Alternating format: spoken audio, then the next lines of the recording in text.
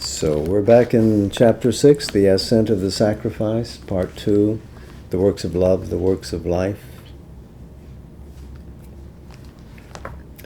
We had that brilliant peroration in the last couple of paragraphs before we reached the break last time, in which Sri Aurobindo was speaking about the widening of the power of love in the individual as the person awakes to the power of the soul, moves into universal communion, finds the divine, and then in the essence of that change of consciousness rises into the experience of divine love, ananda, and through that transmuting absorption moves from the spiritual consciousness still higher towards and into the supramental as an expressive power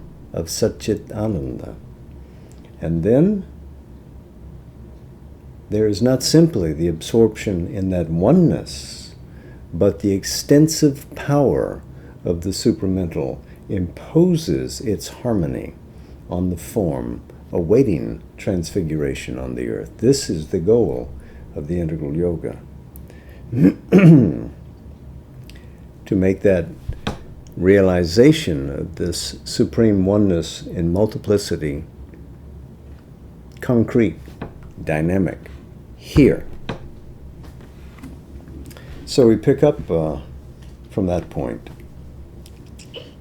It is not altogether difficult for the mind to envisage, even though it may be difficult for the human will with its many earth ties to accept, this transformation of the spirit and nature of love from the character of a mixed and limited human emotion to a supreme and all-embracing divine passion. It is when we come to the works of love that a certain perplexity is likely to intervene. It is possible, as in a certain high exaggeration of the path of knowledge, to cut here also the knot of the problem, escape the difficulty of uniting the spirit of love with the crudities of the world action by avoiding it. It is open to us, withdrawing from outward life and action altogether, to live alone with our adoration of the divine in the heart's silence. This is a placement of the mystic in a truth, but it is a truth that is outside of the life of the earth. It is in the rarefied condition above, in supraphysical planes, where the heart has that communion. What about here and now? It is possible, too, to admit only those acts that are either in themselves an expression of love for the divine, prayer, praise, symbolic acts of worship, or subordinate activities that may be attached to these things and partake of their spirit, and to leave aside all else. The soul turns away to satisfy its inner longing in the absorbed or the God-centered life of the saint and devotee. It is possible again to open the doors of life more largely and to spend one's love of the divine in acts of service to those around us and to the race. One can do the works of philanthropy, benevolence, and beneficence, charity and succor to man and beast and every creature, transfigure them by a kind of spiritual passion, at least bring into their merely ethical appearance the greater power of a spiritual motive. So, wrapped into these sentences would be luminous figures of mysticism. Let's take the West, for example, like Saint Teresa de Avila, Saint John the Divine, Saint Francis later. On it goes, and of course, ultimately, when we see that the ethics of religion gets transformed into action in a wide sense, Gandhi.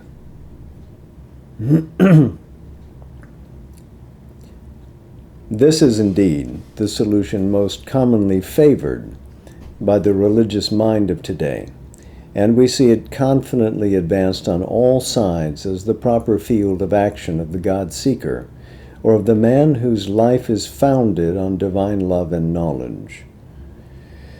But the integral yoga, pushed towards a complete union of the divine with the earth life, cannot stop short in this narrow province or limit this union within the lesser dimensions of an ethical rule of philanthropy and beneficence. All action must be made in part, I'll start again. All action must be made in it part of the God life. Our acts of knowledge, our acts of power and production and creation, our acts of joy and beauty and the soul's pleasure, our acts of will and endeavor and struggle, and not our acts only of love and beneficent service.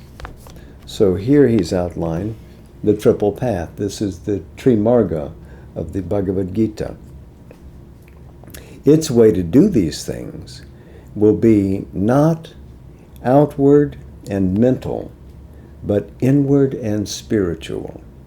And to that end, it will bring into all activities, whatever they are, the spirit of divine love, the spirit of adoration and worship, the spirit of happiness in the divine and in the beauty of the divine, so as to make all life a sacrifice of the works of the soul's love to the divine, its cult of the master of its existence. So at the center of the cult, which is the system of religion or religious practice, is this living, throbbing heart, which is not tied to the external form, is not tied to the ethical construct, but is itself alive with the reality of what that contact brings. It is possible so to turn life into an act of adoration to the Supreme by the Spirit in one's works. For, says the Gita, he who gives to me with a heart of adoration a leaf, a flower, a fruit, or a cup of water, I take and enjoy that offering of his devotion. That's Bhagavad Gita, chapter 9, 26th shloka. And it is not only any dedicated external gift that can be so offered with love and devotion, but all our thoughts, all our feelings and sensations, all our outward activities and their forms and objects can be such gifts to the eternal. This is that idea of the sacrifice, of the ascent of the sacrifice, that the totality of our life is what we pour into it. When we get to the inner sense of what that is, that motivates us, that drives us, it's not incumbent upon us to do it because it says in a book that we should do it, but we feel it and we want to give because it's our nature to offer. The soul wants to discover and to offer back to the one whom originated all of this everything that it's found. It is true that the special act or form of action has its importance, even a great importance, but it is the spirit in the act that is the essential factor. The spirit of which it is the symbol or materialized expression, gives it its whole value and justifying significance. So, when we offer that leaf, that flower, that cup of water in a true heart, because it is then it is as important as if we offered a kingdom. The person who lives and works in communion with the divine, however modest that point, that space, that spatio-temporal location, that is true karma yoga. That is the truth of the act of giving, when it comes from that authentic force.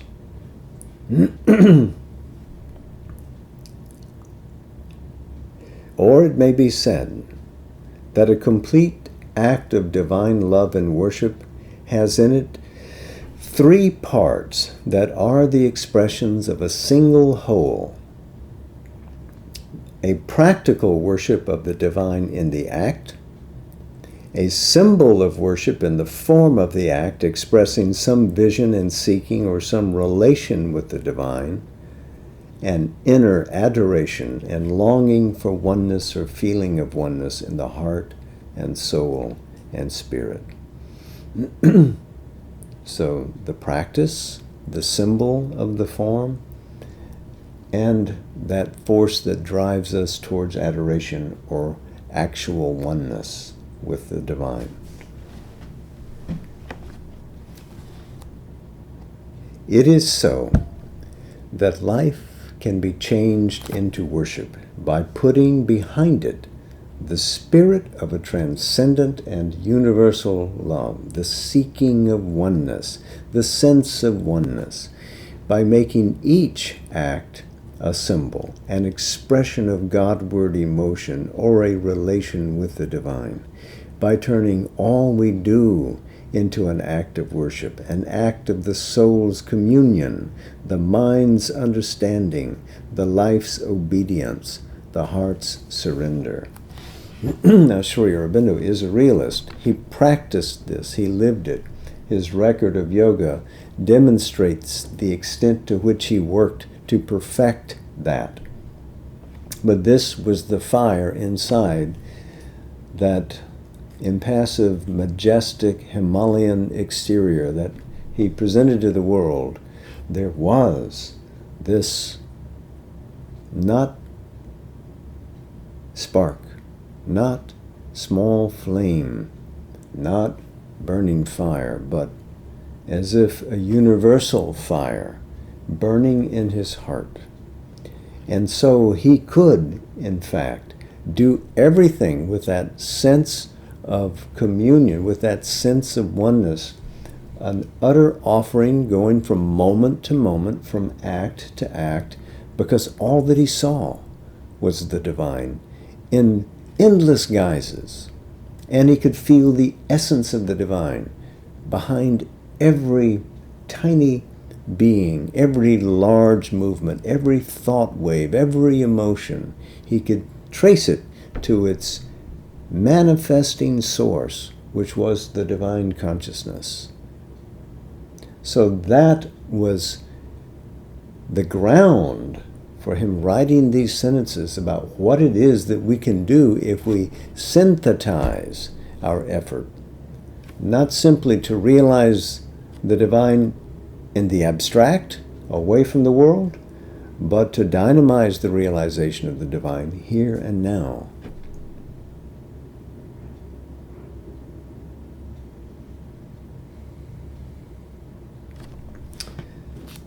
In any cult, the symbol, the significant rite or expressive figure, is not only a moving and enriching aesthetic element, but a physical means by which the human being begins to make outwardly definite the emotion and aspiration of his heart, to confirm it and to dynamize it. So here he begins to describe the practice, the first element that he described above. For if, without a spiritual aspiration, worship is meaningless and vain, Yet, the aspiration also without the act and the form is a disembodied and for life an incompletely effective power. So we need that aspect too. We need the performance in the physical. It is, unhappily, the fate of all forms in human life to become crystallized, purely formal, and therefore effete. And although form and cult preserve always their power for the man who can still enter into their meaning, the majority come to use the ceremony as a mechanical rite and the symbol as a lifeless sign. And because that kills the soul of religion, cult and form have in the end to be changed or thrown aside altogether. Effete, from the Latin effetus, means exhausted, decadent, as if one is weakened by producing young. That's the original context in which the word comes.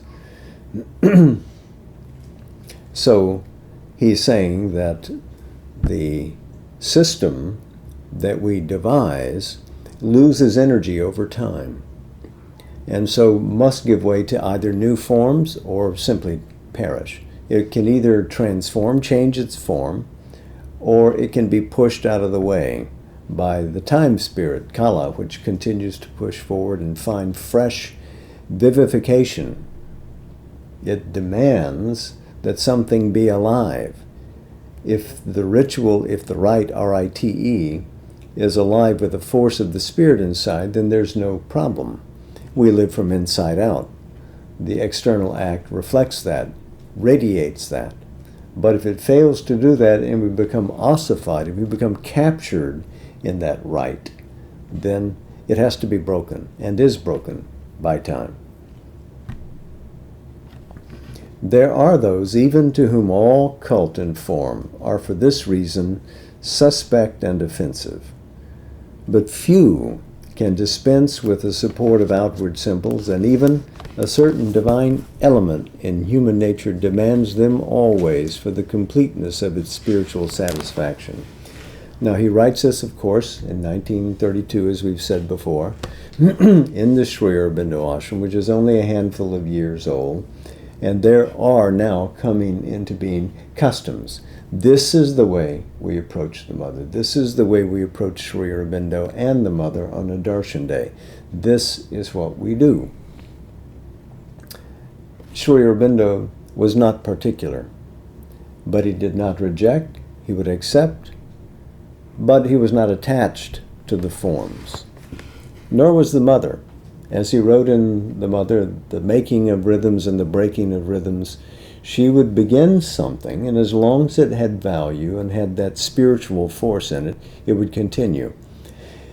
If people tried to turn it into something wooden, something possessible, then she would crack it and push on to the next.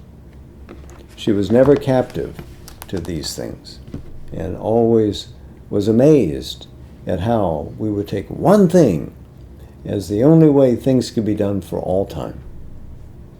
She was endlessly investigating new ways to express new truths.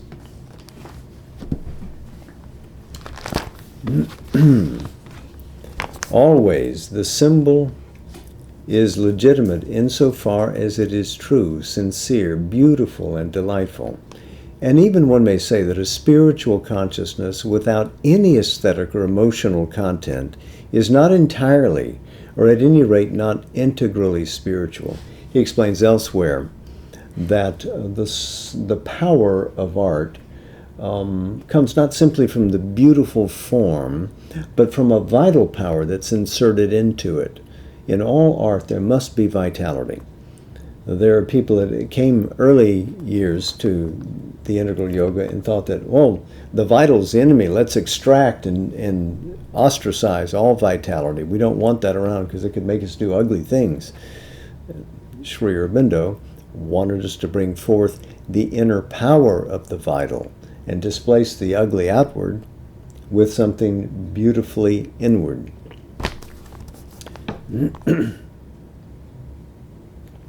He continues, in the spiritual life, the basis of the act is a spiritual consciousness, perennial and renovating, moved to express itself always in new forms, or able to renew the truth of a form always by the flow of the Spirit, and to so express itself and make every action a living symbol of some truth of the soul, is the very nature of its creative vision and impulse. It is so that the spiritual seeker must deal with life and transmute its form and glorify it in its essence.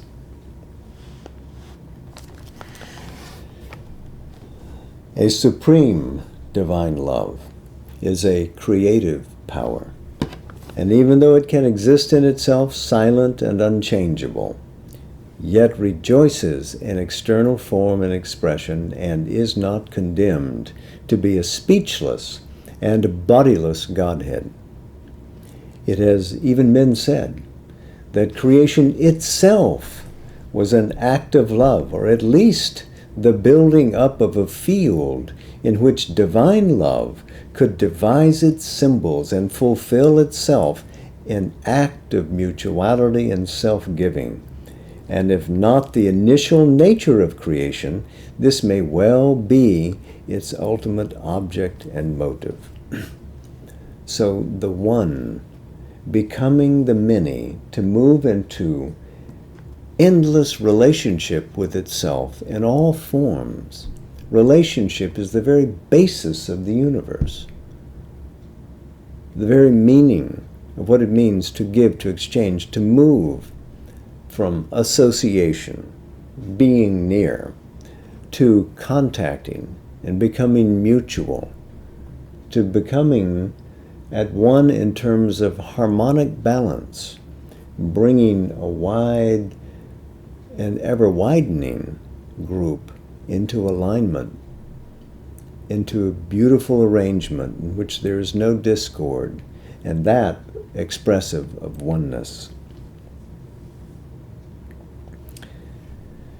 It does not so appear now, because even if a divine love is there in the world, upholding all this evolution of creatures, yet the stuff of life and its action is made up of an egoistic formation, a division, a struggle of life and consciousness to exist and survive in an apparently indifferent, inclement, or even hostile world of inanimate and inconscient matter.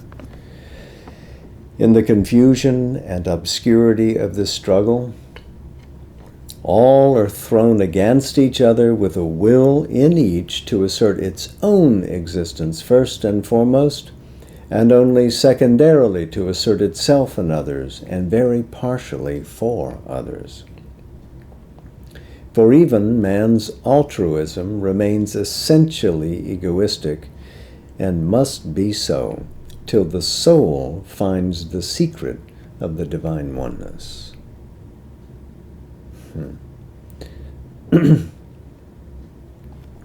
It is to discover that at its supreme source, to bring it from within and to radiate it out up to the extreme confines of life, that is turned the effort of the yoga.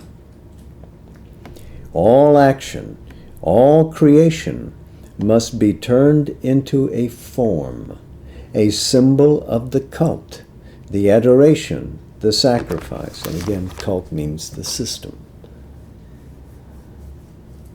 It must carry something that makes it bear in it the stamp of a dedication, a reception and translation of the divine consciousness, a service of the beloved, a self-giving, a surrender.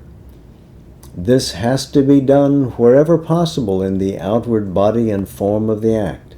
It must be done always in its inward emotion and an intensity that shows it to be an outflow from the soul towards the eternal.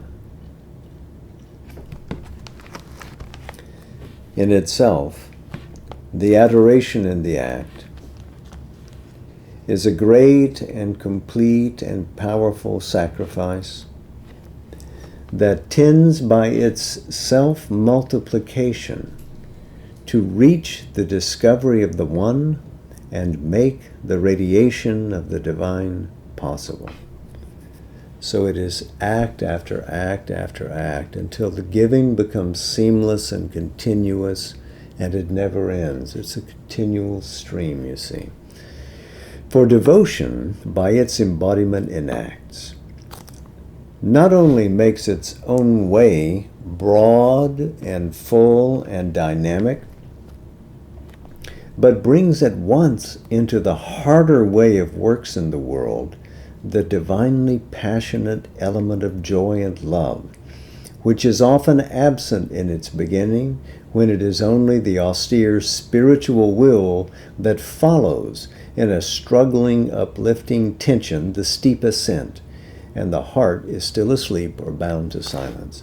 So in other words, we can make our upward way in doing karma yoga joyful by infusing it with the emerging love and oneness that comes from the awakening soul.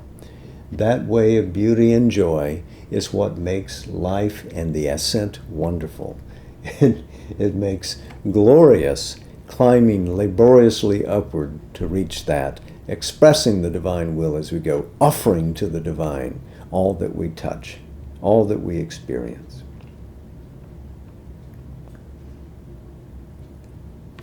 If the spirit of divine love can enter, the hardness of the way diminishes, the tension is lightened, there is a sweetness and joy even in the core of difficulty and struggle. The indispensable surrender of all our will and works and activities to the Supreme is indeed only perfect and perfectly effective when it is a surrender of love. All life turned into this cult, all actions done in the love of the divine and in the love of the world and its creatures, seen and felt as the divine manifested in many disguises, become, by that very fact, part of an integral yoga. So it really is, then, a universal fire, Vaishvanara Agni. So, we don't have a natural breaking point that's easy to reach tonight, so I suggest that this could be a place we put our bookmarks, and we'll continue with this section in this chapter next time. And very recently, we celebrated the birthday of Krishna Janmashtami. So, happy birthday all, again. Bon fêtes all around.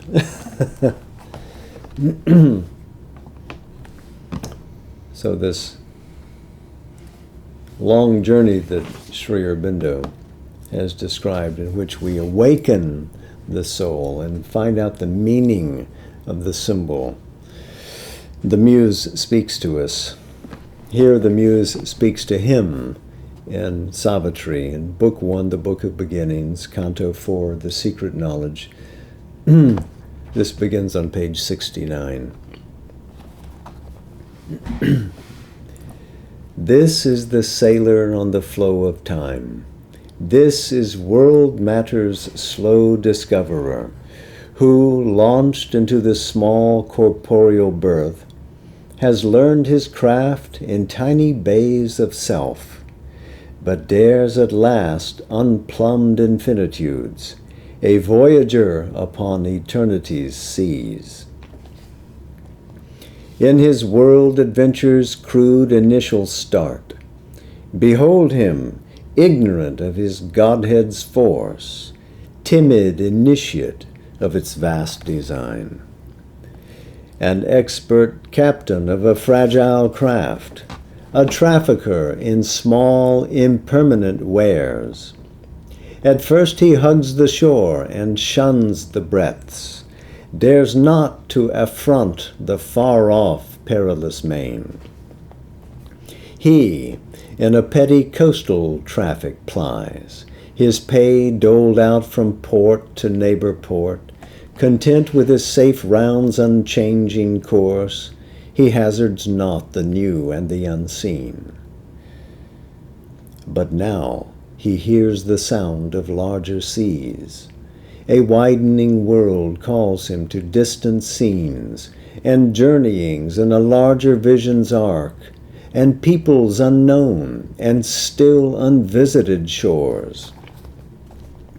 On a commissioned keel, his merchant hull serves the world's commerce in the riches of time, severing the foam of a great landlocked sea to reach unknown harbor lights in distant climes, and open markets for life's opulent arts, rich bales, carved statuettes, hued canvases, and jeweled toys brought for an infant's play, and perishable products of hard toil, and transient splendors won and lost by the days.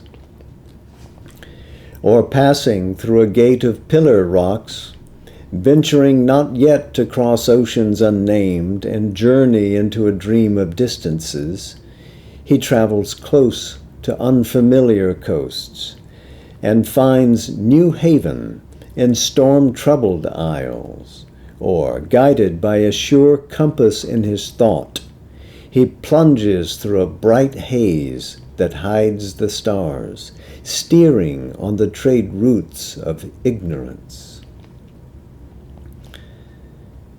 His prow pushes towards undiscovered shores.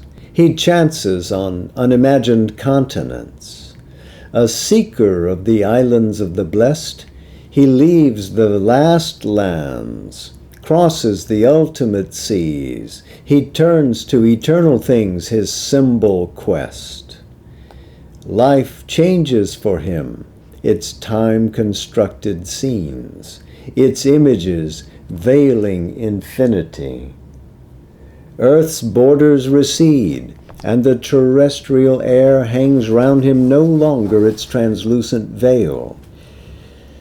He has crossed the limit of mortal thought and hope. He has reached the world's end and stares beyond. The eyes of mortal body plunge their gaze into eyes that look upon eternity. A greater world time's traveler must explore. At last he hears a chanting on the heights, and the far speaks, and the unknown grows near. He crosses the boundaries of the unseen, and passes over the edge of mortal sight to a new vision of himself and things. He is a spirit in an unfinished world that knows him not and cannot know itself. The surface symbol of his goalless quest takes deeper meanings to his inner view.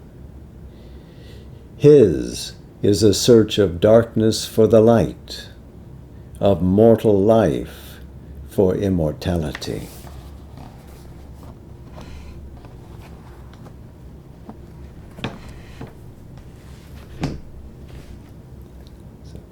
Namaste.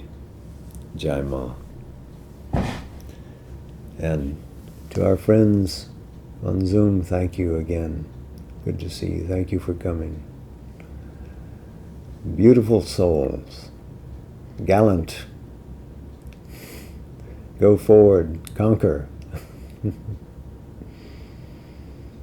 Jai Ma.